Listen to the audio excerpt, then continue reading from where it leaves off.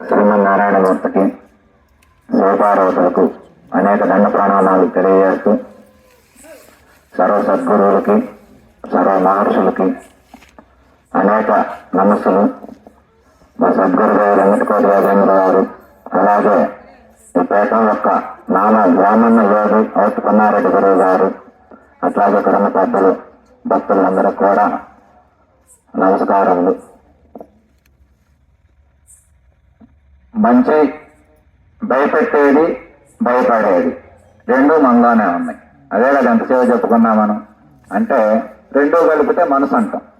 ఆ మనసే భయపెడుతుంది, ఆ మనసే సంతోషపడుతుంది, ఆ మనసే బాధపడుతుంది, ఆ మనసే పరిస్థితులను బట్టి. అంటే అందులో రెండు రకాలుగా ఉంటుంది.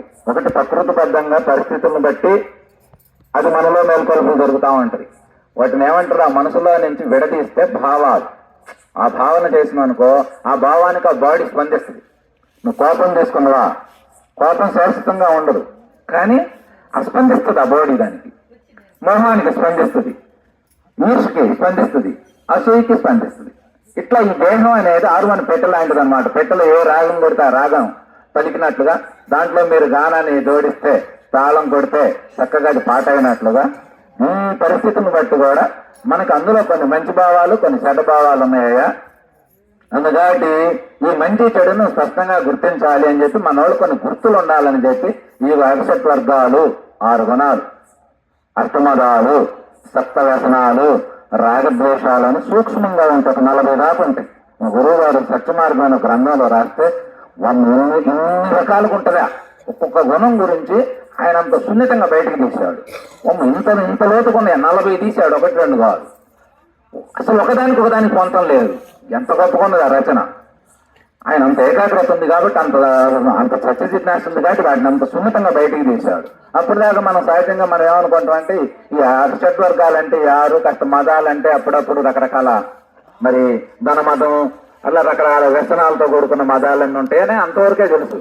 కానీ అలా సున్నితంగా పోతే ఇవన్నీ కూడా అన్నీ మనలో ఉన్నాయి. అవన్నీ కలిపితేనే మనసు అవుతుంది. కాబట్టి అన్నింటిని విడదీస్తే ఒక్కొక్క దానికి పేరు భావం. ఆ భావానికి మళ్ళీ కొన్ని ఆలోచనలు ఉంటాయి. అంటే ఒక మొదలు కొమ్మలకు పోయేసరికి రకరకాల పిలకలు వచ్చి, ఆకులు వచ్చి, అట్లా వచ్చినట్టుగా అట్లా విస్తరించి పోతా ఉంటుంది. దానికి మూలం మనసు. ఆ మనసుకు ఇంకా మూలం ఏమిటంటే అసలు ఆత్మకి రూపమే మనసు. కాబట్టి ఇట్లా మనకి ఇన్ని రకాలుగా ఉంటాయి. కాబట్టి ఇదంతా పరిశోధన చేసేది ఎవరు? సత్య జిజ్ఞాస కలిగినటువంటి వాళ్ళు, జ్ఞానం మీద నడిచేటువంటి దేశం అంతా నడుస్తుంటది. కానీ ఇవంతా కాకుండా ఇంత లోతులు మనకు అర్థం కావట్లేదు. కాబట్టి మన కిందాడి చేత చెప్పుకునే కథలు ఇవన్నీ ఏంటంటే, భక్తుడిగా మారితే బంతా భగవంతుడు అనేటువంటి పూర్ణమైనటువంటి నమ్మిక, విశ్వాసంతో కలిగి నీ పని నువ్వు నిత్యం చేస్తూ ముందుకు సాగిపోతా ఉంటే ఏది కూడా నీకేం అంటుకోదు. నువ్వు పెద్ద దుఃఖించాల్సిన పని లేదు, గర్వించాల్సిన పని లేదు, నువ్వే వ్యసనాలు లోను కావాల్సిన పని లేదు అని చెప్పి మనకి భక్తుల కథలన్నీ కూడా ఆ విధంగా తెలియజేస్తా ఉన్నాయి. భక్తుడు ఎప్పుడు సాకార రూపంలో దైవాన్ని ఆరాధన చేస్తూ ఉంటాడు, జ్ఞాని నిరాకారంలో ఆరాధిస్తూ ఉంటాడు. ఇద్దరికి తేడా అది. అంటే జ్ఞాని నిరాకారం ఏమిటి?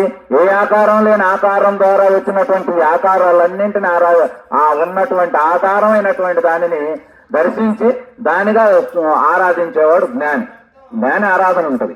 కానీ భక్తుడేమో ఏదో భగవంతుడు అనే ఒకడున్నాడు, ఆయన ఒక 2 రూపాల్లో ఉన్నట్లుగా, ఆ రూపాలు మరి ఇటన్నింటికి ఆధారమైనట్లుగా, ఆయన మనం కోరుకుంటున్నట్లుగా, ఆయన ఇస్తున్నట్లుగా, మనకు బాధలు వస్తున్నట్టుగా, ఆయన మనం ప్రాధాయపడితే తీరుస్తున్నట్టుగా, ఇట్లా మనకు భక్తుల కథలన్నీ అలానే ఉంటాయి. అవి అబద్ధం అంటే అబద్ధమేం కాదు, అవి నిజమే. ఎందుకంటే నీ విశ్వాసం అనేది బలంగా ఉంటే అది జరుగుతాయి. మన భక్తుల కథలన్నీ అబద్ధాలు కాదు. మహాత్ములు వాళ్ళందరూ దాన్ని ధరించారు ఆ విధంగా. వారికి అది ఏ రూపాన వస్తుందనే చెప్పలేము. ఇందాక మనం కథలో చూసాం. ఆయన కోరుకున్నాడు, పాండురంగడి దగ్గర నిలబడ్డాడు, నాయన దిక్కులేదు నువ్వు తప్ప, ఏం చేస్తావు, 2 ఏది చేసినా మంచి అన్నాడు. అందుకే ఆయన ఏడే ఉన్నాడు, కానీ తెల్లారాలకు అన్నీ అక్కడ చేరినాయి. అది ఏదో ఒక రూపాన్ని చేరుతాయి. ఇప్పుడు నాసరీ గారు ఆధారం అయ్యి ఉన్నాడు.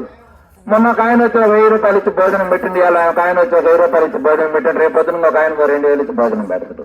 ఆధారం అయ్యి ఉన్నాడు. కానీ మరి ఆయనే చేస్తున్నాడా? ఎవరు చేస్తున్నారు అంటే ఆ యొక్క సంకల్పాలు, ఆ స్థానాలు, ఆ నమ్మిక, మనందరి విశ్వాసాలు, ఇవన్నీ ఆ రకంగా నడిపిస్తూ ఉంటాయి అన్నమాట. అందులో మనం ఒక చిన్న కథ తీసుకుంటే ఆ కథ తీసుకొని ముగిద్దామండి, సమయం ఎందుకంటే ఎక్కువగా ఉంది కాబట్టి. అందులో ఒక భక్తుడు పూర్వకాలంలో బట్టలు వ్యాపారం చేసుకునేవాడు. ఆయన వ్యాపారం ఎలా ఉండేదంటే అప్పుడు మూటలు నెత్తిన పెట్టుకొని అమ్ముకునేవాడు, పల్లెటూర్లలో తిరిగి అమ్ముకుంటా ఆ రకంగా తిరిగి పొదుగుకులు బేరం చేసుకొని పొదుగుకిన తర్వాత ఇక మళ్ళీ తిరుగు ప్రయాణాలు అప్పుడు కొంచెం ఇబ్బంది ఉండేదిగా, ఏడు పొదుగుకి అక్కడే కాలం గడిపేవాడు. ఆ విధానంలో ఆయన ఇట్లాంటి మఠం ఒకటి ఉంటే ఇంకా మూట ఆడ పెట్టుకొని ఏదో పక్కింట్లో కొద్దిగా అడుక్కొని తిని అక్కడే పడుకున్నాడు రాత్రి. పడుకున్న తర్వాత పాపం దోమలు కొడుతున్నాయి, మరి వాతావరణం పరిస్థితిని బట్టి దోమలు తోలుకుంటా ఏదో చుట్ట కాల్చుకొని అట్టా కూర్చున్నాడు. కూర్చుంటే అర్ధరాత్రి 12:30 2 గంటల టైంలో ఒక 4 దొంగలు వచ్చారు. దొంగలు వచ్చి ఓన్లీ దారిని వెళ్తుంటే ఈయన చుట్ట కాల్చుకుంటే కనపడ్డాడు మనిషి. అరే ఈయన మనం చూసాడు, రేపొద్దున ఎవరన్నా ఇటు వచ్చారని అడిగితే ఎవరో వచ్చారని చెబుతాడు ఈయన. అందుకు కాబట్టి ఈయన కూడా మనలో కలుపుకుపోదాం, ఎందుకంటే వాళ్ళకి బరువులు మోయటం అలవాటు తక్కువ. ఈయన రోజు మూటలు మోసాయని బరువులు మోస్తాడు. పైకి ఈయన దగ్గర పెద్ద పంచ ఒకటి తీసుకొని 2-3 పంచలు తీసుకొని పోతే రాజుగారు తోటలోకి పోతాడు దొంగతనానికి. అక్కడ కావాల్సిన దాన్ని మళ్ళీ మొత్తం కట్టుకొని తలా ఒక మూట నెత్తిన పెట్టుకోవడం వచ్చి ఈయన బాగా మోస్తాడు, రమ్మని చెప్పి వచ్చారు. ఓయ్ ఎవరు అన్నాడు. అవి ఎవరంటే నేను బట్టల వ్యాపారం అయ్యి తమ్ముకుంటున్నాను అన్నాడు. సరే తర్వాత అటు పడేసి నువ్వు మా అమ్మట్రా మేము దొంగలం అన్నారు. దొంగలం అనుకొని ఆయన అనుకోడు పాపం అయ్యో అనుకొని సరే అంతా స్వేచ్ఛ అనుకున్నాడు మనసులో. అనుకున్నాడు దొంగలమ్మటి పోయిండు ఆయన. దొంగలమ్మటి పోయిన తర్వాత అక్కడికి పోయినారు, మొత్తం పట్టుకున్నారు. కానీ గోడ దూకే టైంలో ఆ భటులు గమనించి వెంటబడేసరికి వాళ్ళందరూ ఆడేసి పారిపోయారు. పాప ఈయన మాత్రం నెత్తిన మూట పెట్టుకొని అంతే ఉన్నాడు. పట్టుబడ్డ తర్వాత చేసుకుపోయినారు, ఆయన లోపల పడేశారు చేస్తాల్లో. లోపల పడేసిన తర్వాత పొద్దున్నే విచారణకు పిలిచారు రాజుగారు. మరి దొంగతనం జరిగితే రాజుగారు వస్తాడుగా పొద్దున్నే 8 ఆయన టిఫిన్ పూర్తి చేసుకొని మొత్తం భటులు అందరూ వచ్చారు, ప్రవేశపెట్టిన తర్వాత ఆయన అడిగారు ఏందయ్యా నీ పరిస్థితి అని. అంటే ఆయన వ్యాపారం కూడా ఎలా ఉంటుందంటే చాలా నిజాయితీగా ఉంటుంది. అంటే ఆయన ఏం చెప్తాడు, ఒక పంచని 10 ఓపెన్ చేస్తాడు.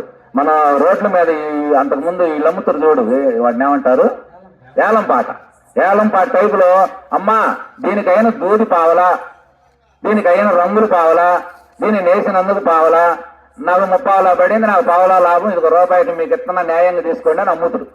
ఇదంతా కూడా స్వేచ్ఛ ప్రకారమే జరుగుతుందని చెబుతుంది లాస్ట్ లో మంత్రం ఆయనకి. అన్న తర్వాత ఆ విధానం చూసే జనం కూడా ఏదో పాపం నిజాయితీ చెబుతుండే అన్ని విడమరి చెబుతున్నాడు అనుకొని అట్లా తీసుకునేవాడు. ఆ తర్వాత ఈయన ప్రవేశపెట్టిన తర్వాత ఈయన అదే మంత్రం నువ్వేం చేస్తున్నావంటే, ఏమీ లేదయ్యా నేనంతా స్వేచ్ఛ ప్రకారమే వ్యాపారం చేయాల్సి వచ్చింది, స్వేచ్ఛ ప్రకారమే వచ్చి ఈ యొక్క వేమన్న మఠంలో కూర్చున్నా, ఆ యొక్క స్వేచ్ఛ ప్రకారమే దొంగలు వచ్చి నన్ను పట్టుకున్నారు, ఆ స్వేచ్ఛ ప్రకారమే నేను మన కోటలోకి రావాల్సి వచ్చింది, ఆ స్వేచ్ఛ ప్రకారమే మీ భటులు వచ్చి నన్ను పట్టుకున్నారు, ఆ స్వేచ్ఛ ప్రకారమే గదిలో పడేసాడు, ఆ స్వేచ్ఛ ప్రకారం ఇప్పుడు నీ ముందు నేను నిలబడ్డాను అన్నాడు. ఈయనేందగా కదిలితండి స్వేచ్ఛ అంటున్నాడు. అందుకు కాబట్టి ఇట్లా ఉన్నది ఈయన నచ్చమూల భక్తు తట్టుకుంది, అమాయకు తట్టుకుంది అనుకొని సరే వదిలేని పోయిందని పాపం ఆయన వదిలేశారు. మంత్రం శివుడికి తెలియకుండా శివం కూడా కొట్టదనే మంత్రం ఒక ప్రామాణికమైన మంత్రం. ఆ మంత్రాన్ని ఆయన నమ్మిండు, అందుకని అంతా స్వేచ్ఛ ప్రకారంగా జరిగిందని చెప్పిండు. ఇంటికి పోయిన తర్వాత ఆ మూట వచ్చి తెల్లారి ఏదో ఎన్నో ఉంటే కాస్త ఎత్తుకొని ఇంటికి పోయిన తర్వాత భార్య కూడా అడిగింది ఏందయ్యా ఏం జరిగింది ఏందని. ఏమీ లేదు, స్వేచ్ఛ ప్రకారమే మనం వ్యాపారం చేసుకుంటున్నాం, స్వేచ్ఛ ప్రకారమే చక్కగా నేను పోయి అత్తమ్మల చేత బట్టలు అమ్ముకుంటున్నా, పొద్దుగూకింది ఆ స్వేచ్ఛ ప్రకారమే ఆ మందిరంలో ఉన్న దొంగలు వచ్చి పట్టకపోయిన స్వేచ్ఛ ప్రకారమే జరిగింది. ఇట్లా మరి భటులు వచ్చి దొంగతనాన్ని పోతే భటులు పట్టుకున్నారు. తర్వాత రాజుగారు వచ్చి తీర్పు చూస్తే అది కూడా స్వేచ్ఛ ప్రకారం వదిలేయండి అని వదిలేశారు, ఆ యొక్క స్వేచ్ఛ ప్రకారం నేను ముందుకు వచ్చినానని చెప్పింది. ఇట్లా ఆయన ప్రతిది కూడా అంతా కూడా శివమయం స్వేచ్ఛ ప్రకారమే, శివుడికి తెలియకుండా శివం కూడా కొట్టదు. ఇదంతా నడిపించేవాడు ఆయన అనేటువంటి ఆయన నమ్మకం ఆయన ఎంత కాపాడిందో.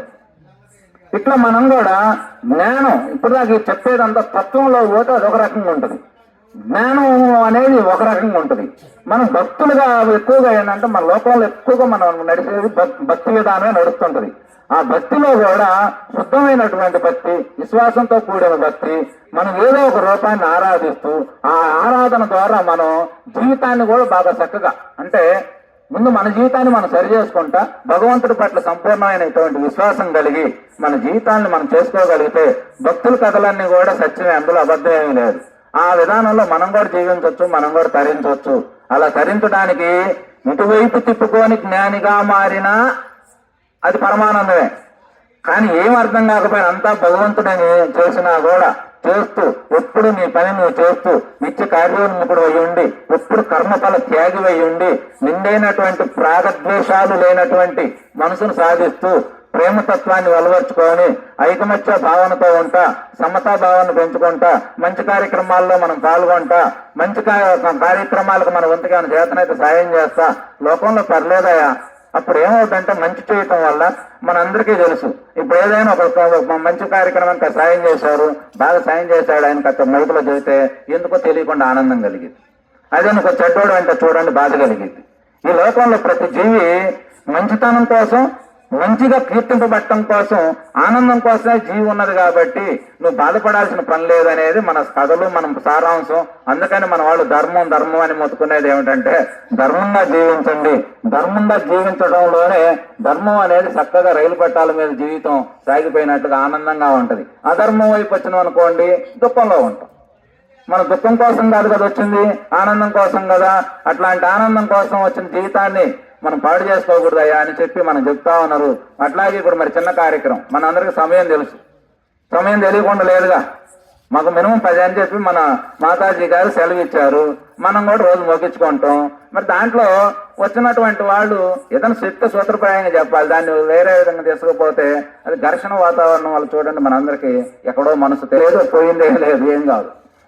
కాబట్టి అట్లాంటి వాతావరణం అన్ని కూడా మంచి వాతావరణంగా మార్చుకొని చక్కగా అన్ని కార్యక్రమాలు చేసుకోవాలి. ఇలా చేసుకోవటం అనేది ఉండటం వల్ల కూడా 50 మందిని కూర్చోగలిగిన ఇట్లా మనం ఇవన్నీ సాయం చేసుకొని ఇట్లా కార్యక్రమాలన్నీ పెంచుకోవాలని చెప్పి మహాత్ములు ఎంతో మంది కళలు కానీ ఆ విధానంలో జీవితాలంతా తరింపజేస్తా ఉన్నారు.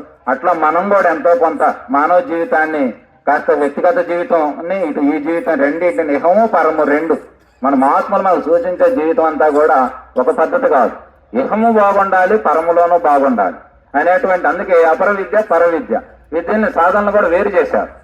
భౌతిక ప్రపంచానికి దేహానికి అవసరమైనటువంటి సంపాదనలు వనకూడేదంతా కూడా మనకు అపర విద్యగా, భక్తి జ్ఞాన సంపద అంతా కూడా పర విద్యగా రెండు పూర్తిగా డివిజన్ చేశారు. అందుకని మనం ఇహమైన జీవితం, పరమైన జీవితం, ఇలా రెండు జీవితాలు కూడా ఆనందంగా మారాలని మనం కోరుకుంటూ ఆ దిశగా మన సాధనలు ఇవన్నీ పూర్తి చేసుకొని మనందరం కూడా తరించాలని కోరుకుంటూ ఓం తత్సత్ సర్వం శివార్పణమస్తు. ఓం.